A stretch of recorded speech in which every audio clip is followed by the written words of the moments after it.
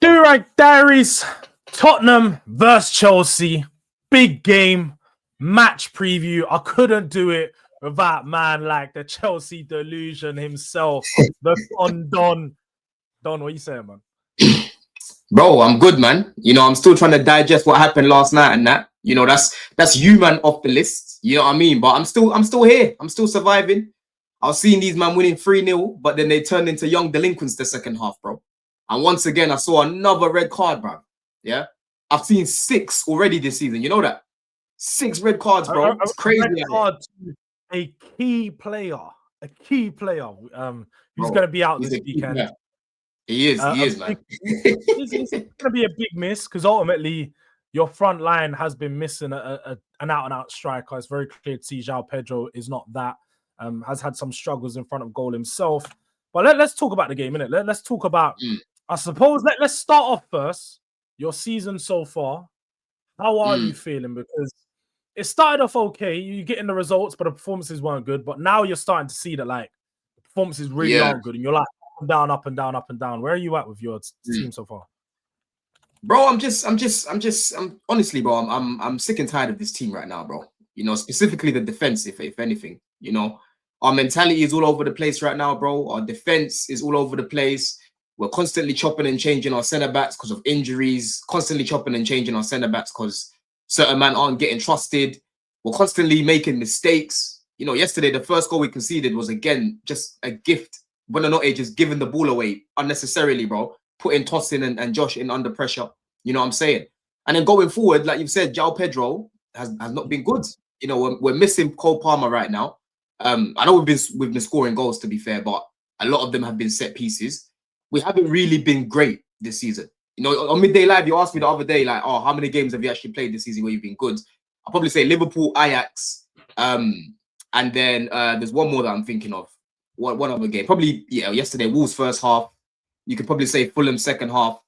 But minimal games. That's my point here, bro. Minimal games where we've actually been playing well.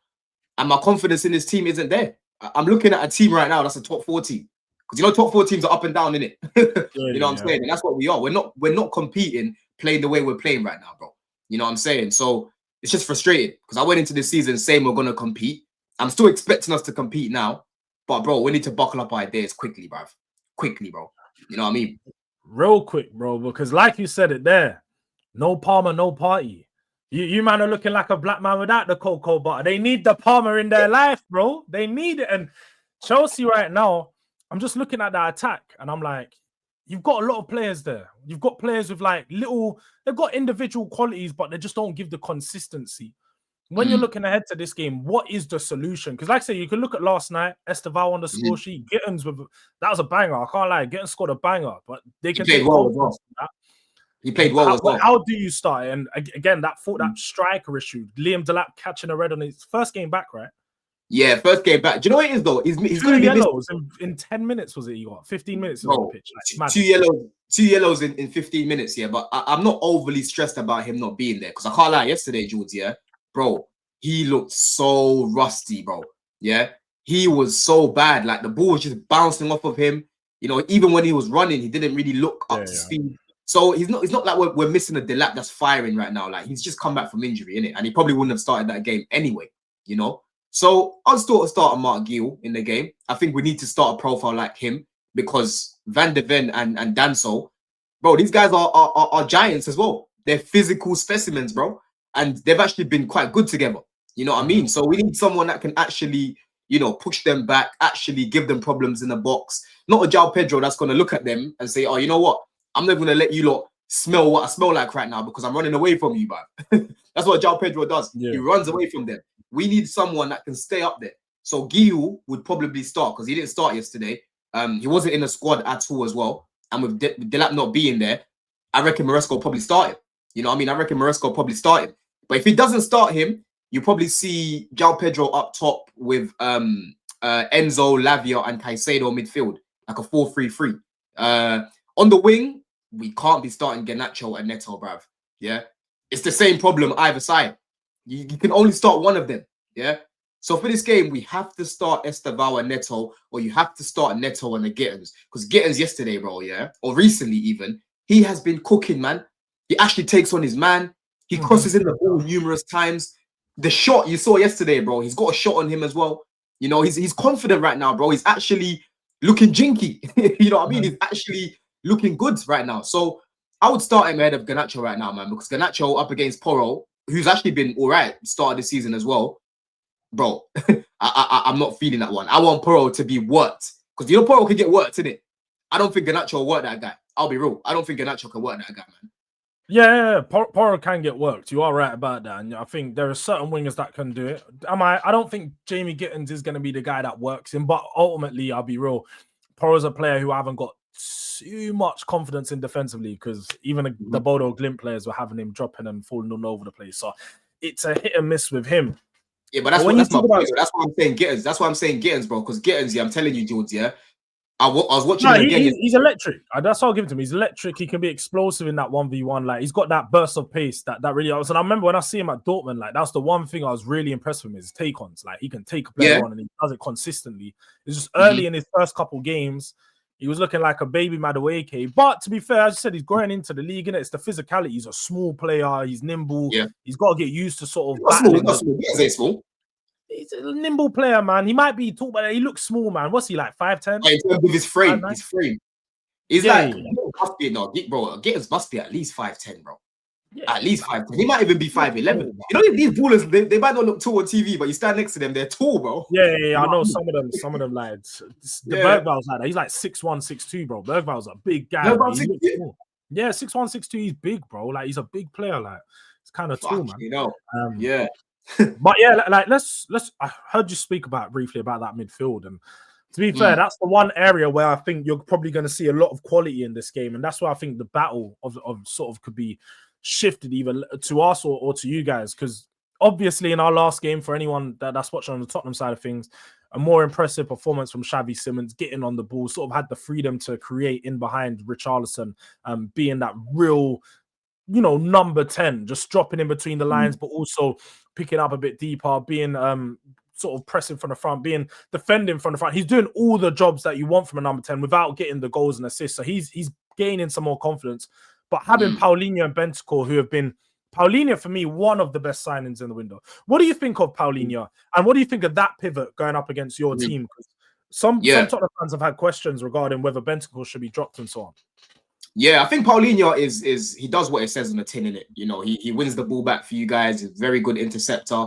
He's not great on the ball, but you need a little bit of balance in there, because your guy Basuma, Mr. Balloon Boy, as I always call him, he was meant to be that guy, bro. But it's like he turned into a mannequin recently. You know, teams will just run through him.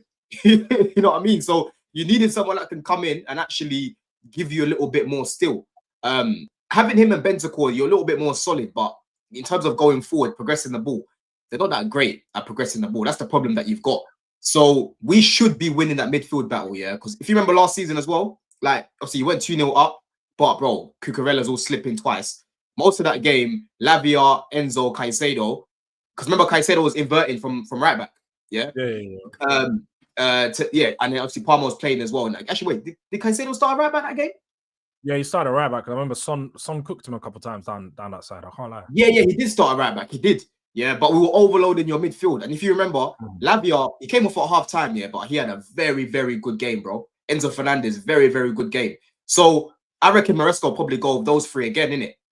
Lavia came off after 45 minutes yesterday, played really well. I don't know if you've seen the highlights. One of the goals that we scored, like, he started the move. You know how good he is picking up the ball and just taking man out of the game with just 1-2 touch, bam. You know what I mean? That's what he does. So yeah, man, I think that midfield battle will most likely win it. If we're on it, we'll win it. If we play like how we did against Sunderland, we'll lose. We'll lose that midfield battle, bro, because we were so sloppy last weekend. So sloppy. Simple passes. What that midfield? Are you gonna be like a flat three? Is it a flat three or like with a sort of a single pivot and then the 2-8s in front of him? So you got Caicedo with the 2-8s, or because obviously the issue you might have had is creative. Like, you're taking another 10 out of the game. And I remember when I watched with Andre Santos was in there last week. He just didn't look comfortable in there. And obviously, I know he's different players, different personnel. You're going to get something different, but just he looked confused as to where he was needed and what his job was on the pitch. No, facts, bro. I think you could do a couple things here, innit? You could start Gusto at right back, yeah. and have him overlapping. So you have, for example, if you start Esteval can go in that little pocket. So Inside, on the ball, you've actually got Enzo and Esteval in the little pockets, right?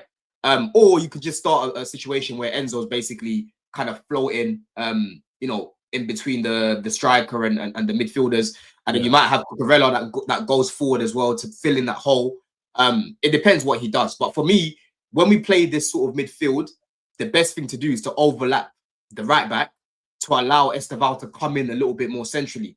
The problem is right now, obviously, Reece has to start the game, but I don't know if he's going to overlap Reece because we're still kind of, you know, he's been overlapping him more recently, to be fair, but I don't know if he's going to do it from the beginning because we haven't really been seeing Reece doing that, innit? You know, but Enzo can't be a 10. He can't be playing just behind the striker, trying to make things happen like a Palmer or like a Xavi Simons, because he just hasn't got the dynamism to do that.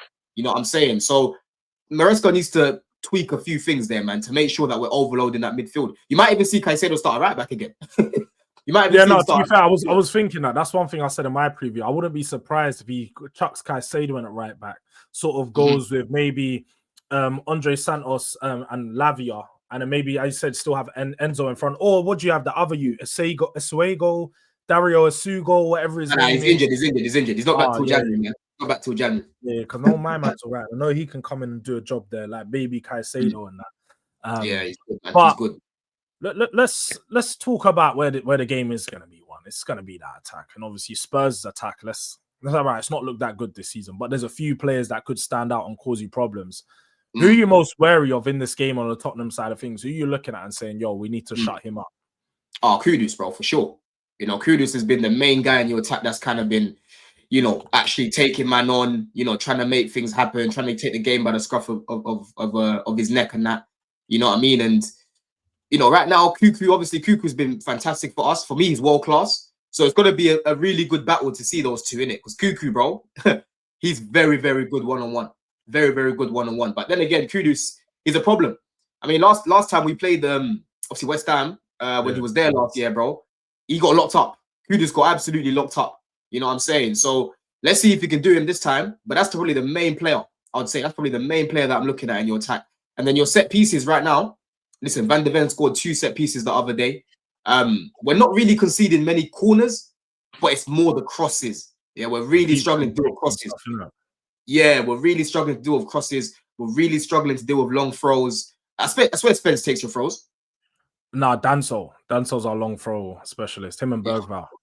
Yeah. So that's a problem right now, man. Because where it is with Chelsea, I'm telling you, bro. Lob it into an area, flood out an area full of Spurs players, yeah? Lob it in and just aim to win that first ball, win the second ball, and you'll score. Because now I've seen us concede a long throw against Brentford. Yeah. I've seen us concede a long throw against Sunderland, and I've seen us concede a long throw against Wolves. So clearly, it's a recurring problem. These men don't know how to defend them, bro. They don't know.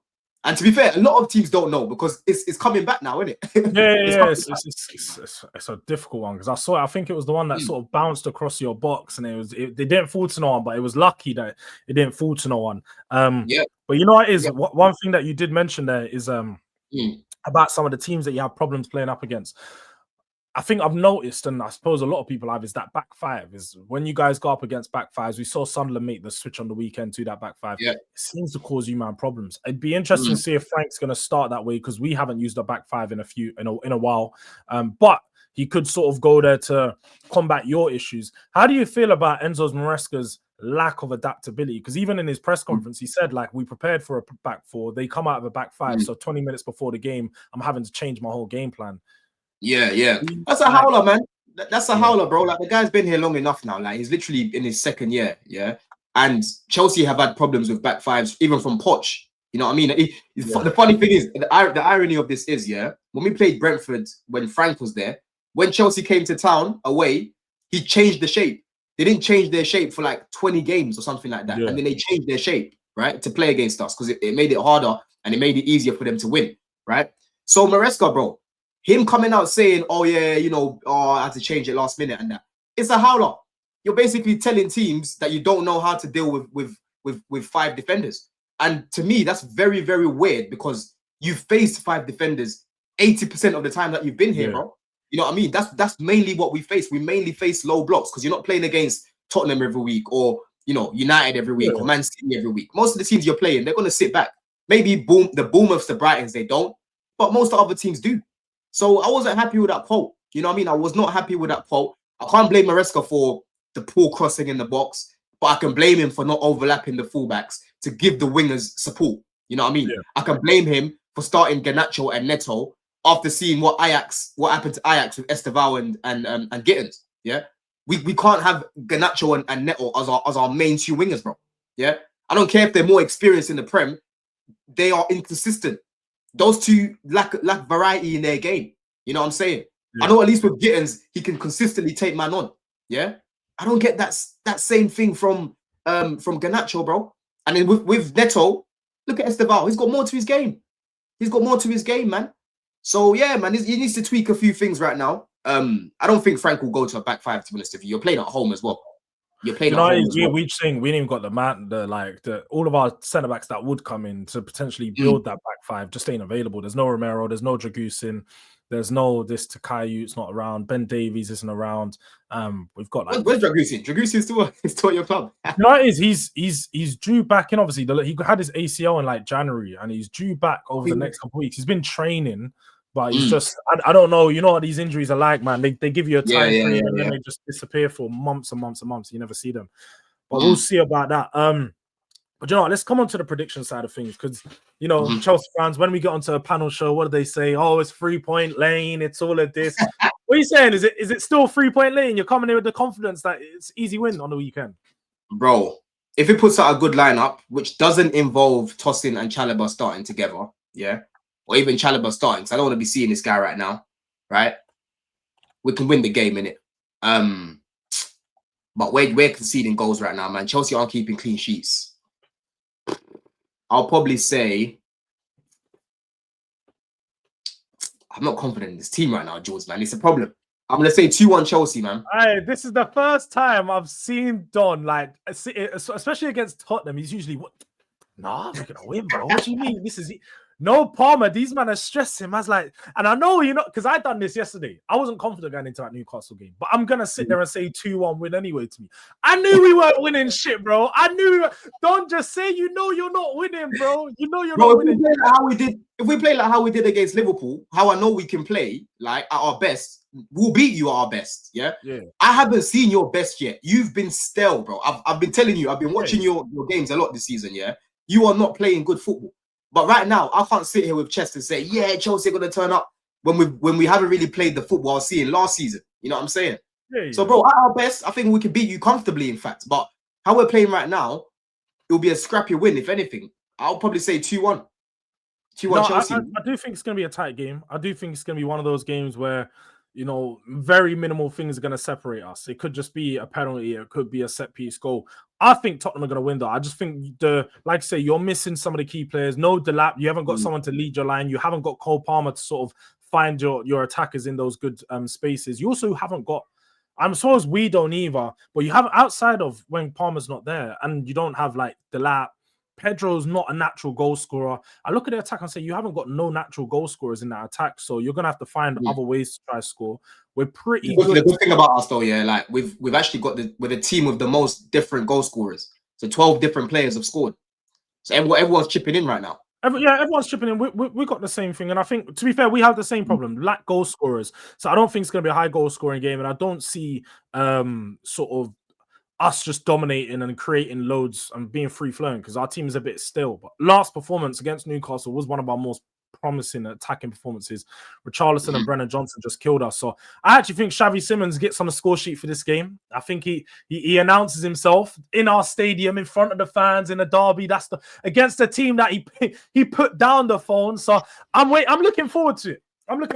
I think Spurs win. I think it's gonna be a 2-1, 2-0 win. We're going to get the job done, man. And I'm confident in this game that we beat Chelsea. We haven't done it in a while. It's been a while since, the 2-0 win under Tuchel, I think. Conte too. The last time you beat us was, wasn't Tuchel, Potter? No, Poch. Yeah, no, Potter. It was Potter, bro. Potter. Poch beat Ange twice, bro. Ange Chelsea 4 times. I remember. Poch done us over. I remember it was Potter, that 2-0 game. It was Potter, bro. Potter lost home and away to Spurs. Yeah, it was that was the last time. So it's been a couple no. Tuchel managed that game at home. That's when him and Conte. Yeah, that was a 2-2 when he pulled his hair, and then the game after that was the 2-0. Yeah. I'm pretty sure it We might have been lost. a 2-0. Yeah. Kane scored. I remember Skip. Skip. Yeah. That's the game a couple of years ago. Yeah.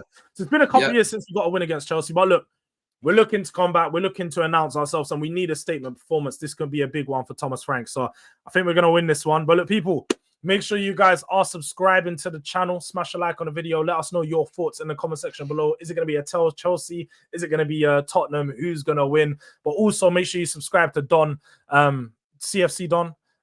Link is in the title. Link is in the description. But when are you next live? Or actually, in fact, not when are you next live. Come and check out our live. 6 p.m. No, sorry, 1:30 p.m. 1:30 p.m. Friday afternoon, where we actually go into it in a bit more detail. We'll expand on some of these things and come with your questions in the chat, man. Let us know. So, yeah, big up, look out, and until next time, people.